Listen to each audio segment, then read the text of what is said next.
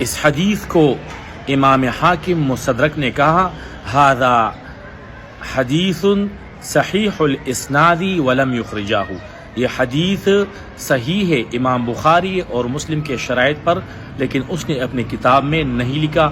اور ان حدیث کو سنن ابن ماجہ میں بھی نقل کیا گیا ہے، اور سنن ابن ماجہ میں یہ حدیث حضرت ابو ہریرہ سے روایت ہے، لیکن مستدرک حاکم میں جو حدیث ہے وہ حضرت ابو ذر غفاری سے روایت ہے۔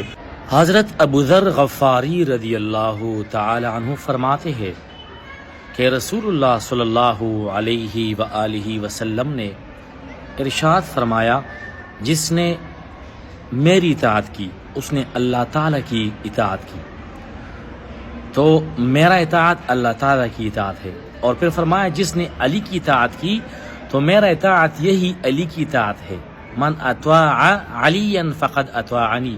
اور پھر فرمایا جس نے علی کی نافرمانی کی ومن عصا علیا فقد عصانی، تو علی کی اطاعت رسول اللہ کی اطاعت ہے۔ یہ وجہ کیا ہے؟